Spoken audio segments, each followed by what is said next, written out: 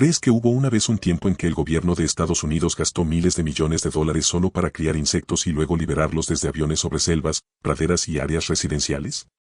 Suena loco, pero en realidad fue una de las campañas científicas más exitosas en la historia de Estados Unidos. En Fan y Medio Ambiente nos entusiasman las historias relacionadas con la infraestructura y medio ambiente o eventos extraordinarios relacionados con el ecosistema, por lo que tu suscripción, like, share o comentario nos ayuda a llegar a más gente. Ahora sí, te decía. En el siglo XX, Estados Unidos se enfrentó a dos enemigos biológicos diminutos pero extremadamente peligrosos: una mosca devoradora de carne que consumía el ganado desde adentro y un mosquito que transmitía enfermedades mortales. Pero en lugar de depender de químicos, Estados Unidos eligió un camino sin precedentes, derrotando a los insectos utilizando su propia biología en su contra. ¿Por qué hizo esto Estados Unidos? ¿Cómo un plan que parecía completamente absurdo terminó cambiando el destino de un continente entero? En la primera mitad del siglo XX, cuando el sur de Estados Unidos aún se definía por praderas interminables y enormes rebaños de ganado, una pesadilla biológica silenciosa comenzó a extenderse. No llegó con disparos ni desastres naturales, sino que se ocultaba dentro del cuerpo de un diminuto insecto, la mosca barrenadora. Conocida científicamente como Caucleomia hamanevrax, la devoradora de carne humana, esta especie sembró el terror desde Texas hasta Florida. Bastaba con un pequeño rasguño en la piel de una vaca, una mordida de otro insecto o incluso el ombligo aún no cicatrizado de un ternero recién nacido. Desde kilómetros de distancia, una mosca hembra podía detectar la herida. Depositaba cientos de huevos dentro de la carne expuesta y en cuestión de días, larvas blancas pálidas comenzaban a consumir el tejido del animal mientras aún estaba vivo. El ganado se debilitaba rápidamente, muriendo por pérdida de sangre o infecciones graves, mientras los agricultores observaban impotentes cómo sus medios de vida se destruían desde adentro. Cada año, cientos de miles de animales morían a causa de la mosca barrenadora. Las poblaciones de vida silvestre colapsaban, e incluso los humanos no estaban a salvo. Los registros médicos documentaban casos de infestaciones de gusanos en oídos, narices y heridas abiertas, convirtiendo el sur de Estados Unidos en un verdadero campo de batalla biológico. La agricultura estadounidense perdía un estimado de $100 millones al año, una suma enorme en una época en que cada vaca era un pilar de supervivencia y estabilidad económica. Bajo la creciente presión de la mosca barrenadora, los agricultores estadounidenses y el gobierno de Estados Unidos se negaron a quedarse de brazos cruzados.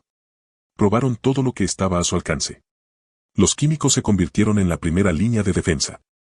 Se aplicaban soluciones tóxicas directamente en las heridas del ganado con la esperanza de matar las larvas antes de que fuera demasiado tarde. Se colgaban trampas biológicas para moscas de manera densa alrededor de granjas, pastizales y establos. Aviones de fumigación volaban sobre vastas extensiones de Texas y Florida, cubriendo ecosistemas enteros con insecticidas. Pero cuanto más luchaban, más claro quedaba que Estados Unidos estaba perdiendo una guerra desigual. Los químicos solo entraban en juego después de que las heridas ya se habían formado, después de que las moscas hubieran depositado sus huevos. Trataban los síntomas, no la causa raíz. Mientras tanto, la mosca barrenadora poseía una ventaja biológica aterradora. Una sola hembra podía volar cientos de kilómetros en busca de un nuevo huésped, cruzando límites de granjas, líneas estatales e incluso fronteras nacionales. Ninguna cerca era lo suficientemente alta, ni cantidad de pesticidas suficiente para romper su ciclo de vida. Con cada temporada de reproducción que pasaba, las pérdidas seguían acumulándose. Después de años de luchar en vano, los científicos estadounidenses se vieron obligados a aceptar una dura verdad. No podían derrotar a la mosca barrenadora mediante la fuerza bruta. Los químicos ofrecían solo un alivio temporal, mientras que los métodos de control tradicionales siempre eran más lentos que el ciclo reproductivo explosivo del insecto. Estaba claro que la guerra requería un enfoque diferente. No reaccionar después de que el daño ya estuviera hecho, sino intervenir desde el principio. En 1937, dentro de las paredes de un laboratorio, un descubrimiento aparentemente pequeño lo cambió todo. Los científicos se dieron cuenta de que las moscas hembra barrenadoras se aparean solo una vez en toda su vida. Si ese único apareamiento ocurría con un macho incapaz de reproducirse, entonces cada huevo que depositara permanecería permanentemente sin eclosionar. Este era el talón de Aquiles de la mosca barrenadora. A partir de ese momento, una idea audaz comenzó a tomar forma. En lugar de perseguir y matar moscas individuales en la naturaleza, ¿por qué no dejar que la especie provocara su propio fin? El concepto iba en contra de todos los instintos de la época. Sin embargo, estaba arraigado completamente en la ley biológica. Y así nació la técnica de insectos estériles, conocida como ASADI, no como una solución temporal, sino como una estrategia capaz de cambiar el curso de toda la guerra. Una vez que la técnica de insectos estériles ASADI demostró ser viable en el laboratorio, Estados Unidos rápidamente enfrentó una pregunta mucho mayor. ¿Cómo podría transformarse un concepto científico en un arma lo suficientemente poderosa para operar a escala nacional? Para que ASADI funcionara, el número de moscas macho estériles liberadas tenía que abrumar completamente a la población silvestre de mosca barrenadora. Eso significaba una tarea sin precedentes, criar decenas de millones de moscas cada semana, de manera confiable, precisa y sin interrupciones. Estados Unidos pronto comenzó a construir instalaciones biológicas masivas en México y Panamá. Estas no eran pequeños laboratorios de investigación, sino complejos industriales a gran escala que operaban las 24 horas del día. Dentro de vastos edificios, miles de millones de larvas de mosca barrenadora se criaban en bandejas de alimentación especializadas bajo condiciones estrictamente controladas de temperatura, humedad y tiempo de desarrollo. Incluso la más mínima desviación podía hacer inútil un lote entero.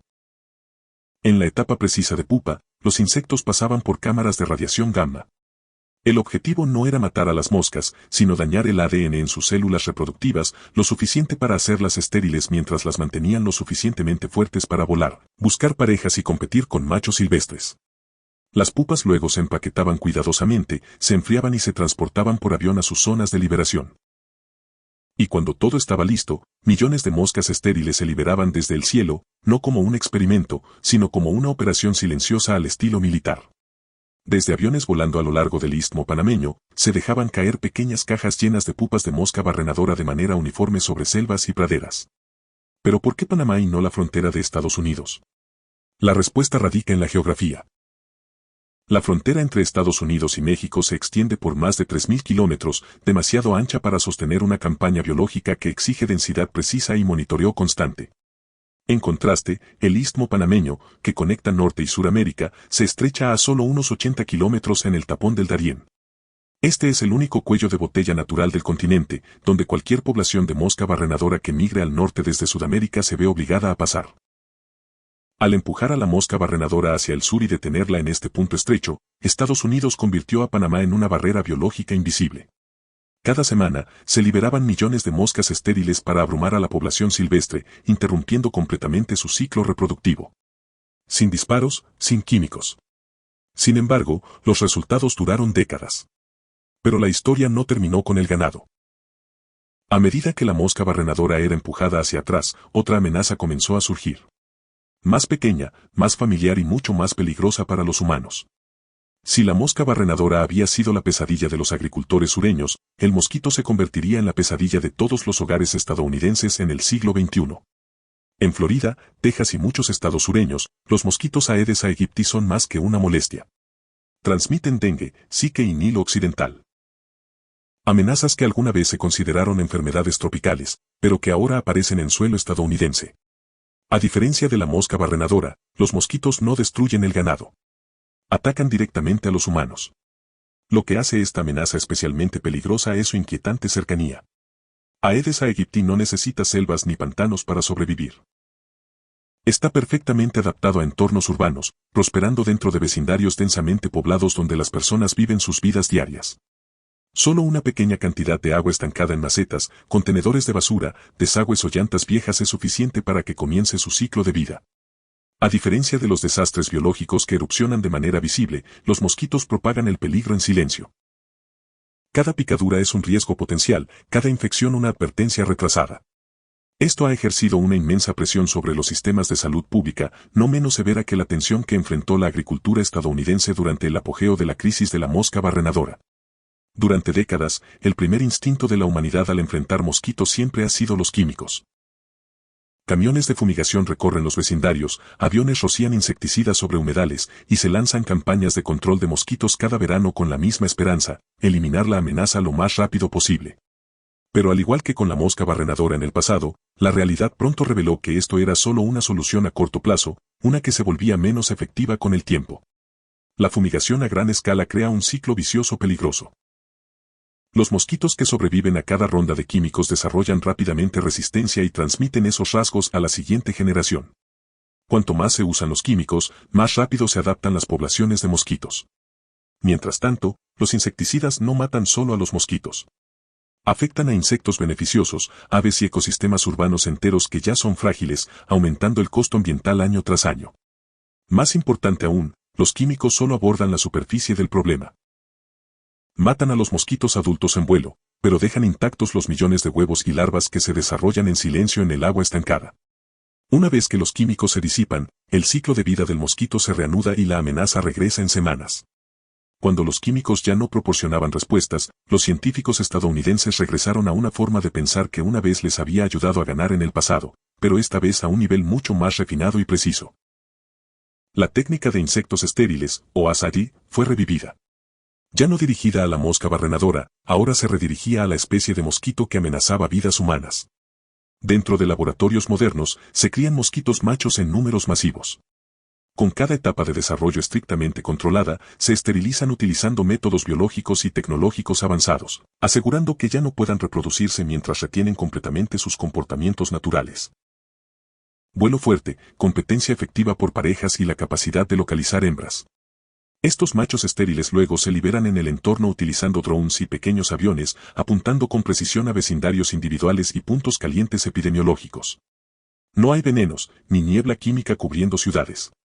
En cambio, hay una estrategia silenciosa pero persistente. Cuando las hembras de mosquito se aparean con machos estériles, su ciclo de vida termina allí. Sin próxima generación, sin brotes repentinos, solo un declive gradual y controlado. Siguiendo las reglas de la biología misma, la mayor diferencia con el siglo XX radica en la precisión. La tecnología moderna permite monitorear las poblaciones de mosquitos en tiempo real, ajustando los números de liberación para cada vecindario y cada temporada.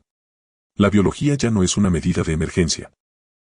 Se ha convertido en un sistema de defensa proactivo diseñado para proteger a los humanos en la raíz misma de la amenaza. Hoy, cuando los estadounidenses miran hacia atrás a la guerra contra la mosca barrenadora, se dan cuenta de que fue más que una victoria para la ganadería. Las técnicas una vez desarrolladas para proteger rebaños de ganado, tierras de cultivo y los medios de vida de los agricultores sureños ahora se están reutilizando para enfrentar una amenaza mucho mayor. Enfermedades que impactan directamente en vidas humanas. Lo que ha cambiado no es solo el objetivo protegido, sino la escala y el significado de la batalla misma.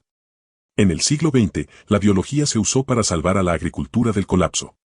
En el siglo XXI, esa misma biología se ha convertido en la primera línea de defensa para la salud pública. El campo de batalla ya no son pastizales ni establos, sino vecindarios, ciudades y sistemas de atención médica. Lo que une ambas eras es una mentalidad proactiva.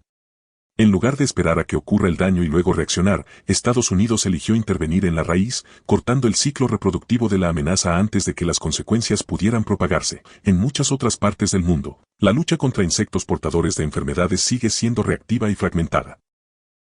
En muchos países de África, el sur de Asia y el sudeste asiático, los mosquitos y otros vectores aún se controlan principalmente mediante químicos y medidas manuales.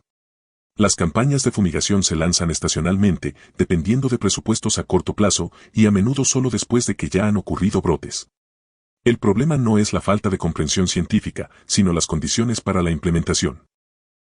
Desplegar programas biológicos como ASADE requiere infraestructura a escala industrial, vigilancia epidemiológica continua, equipos técnicos altamente capacitados y coordinación a múltiples niveles de gobierno.